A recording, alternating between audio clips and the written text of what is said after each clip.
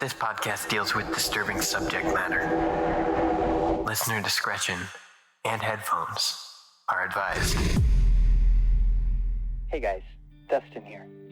So I just wanted to say that this week's episode is the last episode before we go on hiatus to work on all the episodes for October, which I'm super excited to share with you. If you missed the announcement, it should be up on the podcast feed as well as on my Twitter account or my YouTube. So check either of those things out.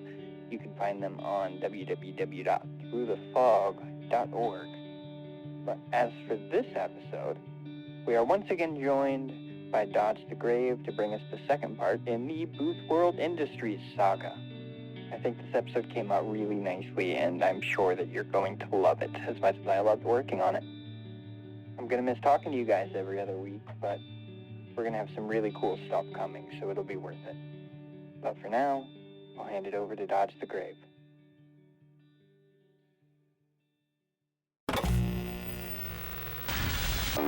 It's time to open the door to your mind, Sit back and listen to true horror. But be careful of what you allow in.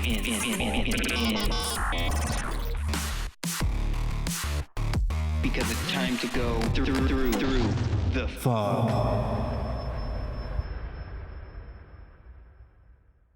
This week's story is Booth World Industries.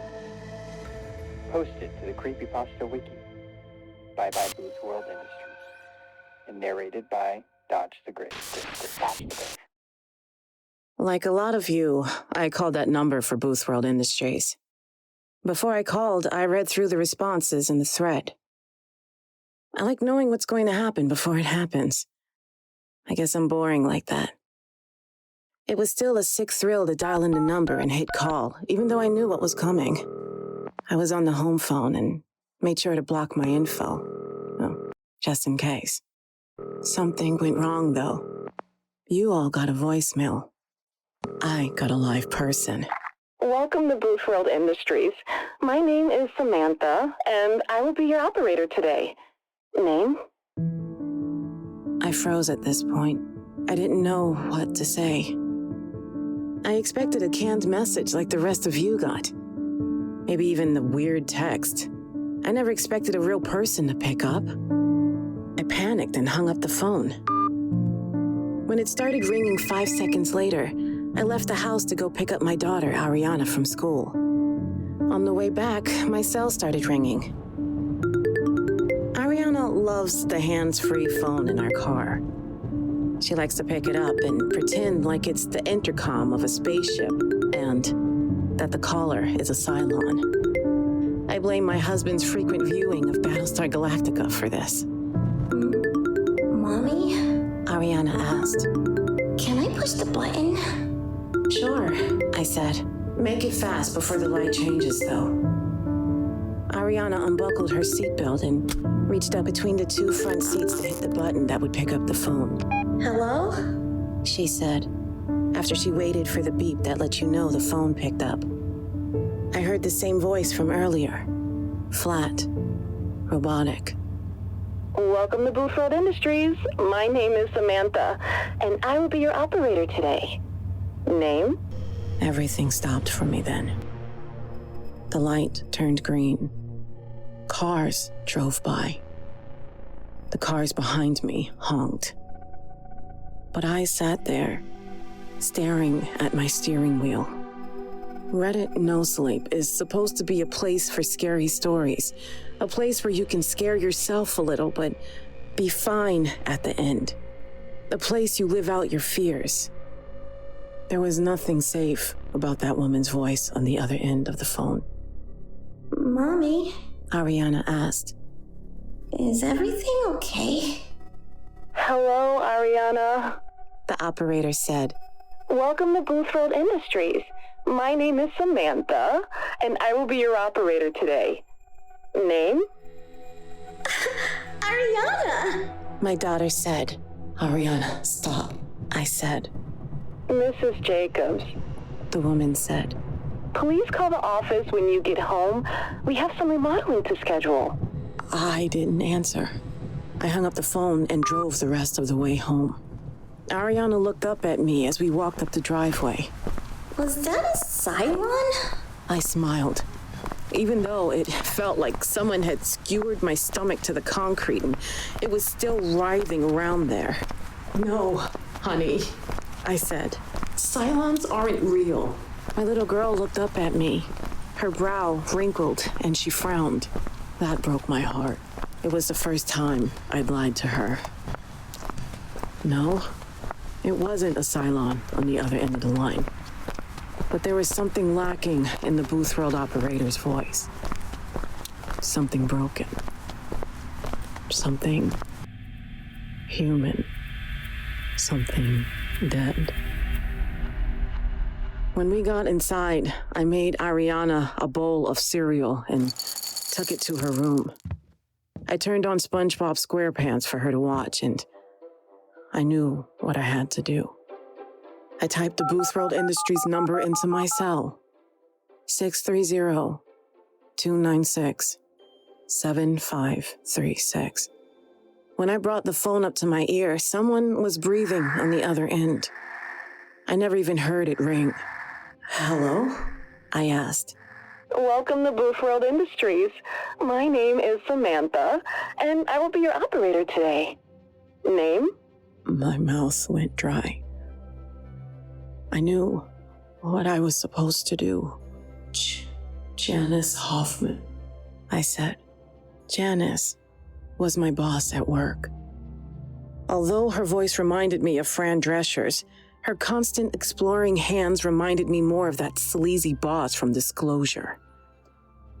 On the other end of the phone, I could hear Samantha pounding on the keyboard.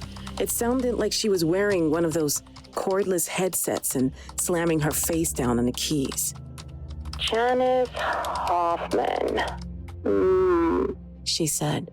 Remodeling is scheduled for January 14th, 2022. Would you like to reschedule? Yes, I said. We have an opening on Monday. That's fine. Would you like a courtesy call? I wanted nothing to do with listening to someone die. No, I said. Are you sure, Mrs. Jacobs? Yes. All right. On Monday the 13th, we have Janice Hoffman scheduled for remodeling. Fine. Mrs. Jacobs? Yes? How would you like to pay for this? What the hell was she talking about? The original story never mentioned anything about payment. Pay? I asked. Yes, Mrs. Jacobs. When you schedule a remodeling, the scheduling is final unless another member shifts the scheduled date. We expect payment in full before service is rendered. What's the price? Ariana. The name hung in the air. Ariana? I whispered. What do you mean? The price for scheduled remodeling is your daughter, Ariana. If you do not pay, we will have no choice but to repossess what is due. My blood ran cold when she said repossess. I could hear her smiling on the other end of the phone, the first fragment of emotion she'd shown yet. What's the difference between a payment and a repossession? I asked, closing my eyes. You can earn any payment back, parts of it, at least, by referring new members. Unfortunately, all repossessions are final. Why are you doing this? Ma'am, you responded to our ad in Reddit No Sleep and called us. You contracted work on Janice Hoffman. Now, we are at the payment stage. The cost of the work is your daughter, Ariana. You can't have her. Wonderful. Repossession is scheduled then. We at Booth World Industries say thanks and welcome to the club. You have a marvelous day. I jumped when the phone clicked. I took it away from my head and stared at it. If I hadn't felt like I was going to cry and throw up at the same time, I would have laughed. Everything was crazy. I was crazy. I stared at my cell's display. The Booth World Industries number was still sitting there on the screen. I ran to Ariana's room. It was empty. The bowl of cereal sat on the towel I'd always put under anything Ariana ate in case of spills. Sitting in the bowl was a business card. I took a picture because I thought I was going crazy. And I thought that the card wouldn't be there if I blinked. When I picked the card up, it was warm, baking with wet heat. My skin crawled, and I threw it down. It landed backside up in the bowl. I heard a roar outside and made it just in time to see a matte black Chevelle SS roll around the corner. I called the police. They sent out an officer and he took down all my info. An Amber Alert was issued. The waiting began. I felt desperate. So I visited Reddit Booth World, but the subreddit was private.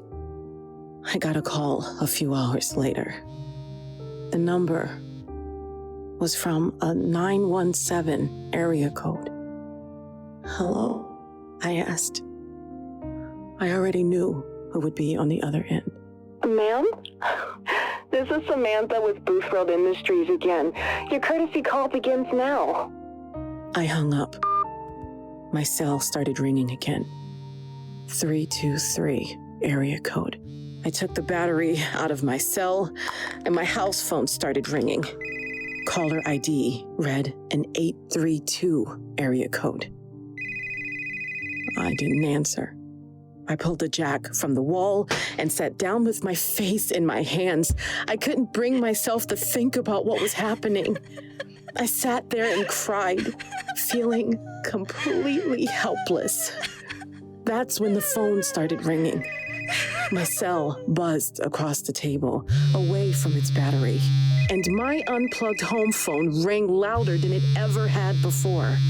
I got in my car and left. I went to Walmart and used a payphone to call the detective in charge of Ariana's case. His name was Stark. After waiting for a long time on hold, Stark picked up. Mrs. Jacobs? He said. Have you found her? I asked. No, but we traced the number. It was a cell phone from some kid a block over from where you live. He said that he never made the call, but the carrier says otherwise. The kid says that he called the number for... Just a second. Here it is. Booth World Industries, on a site called Reddit. Reddit, I corrected. Yeah, that's what I said. There's no record of Booth World Industries anywhere.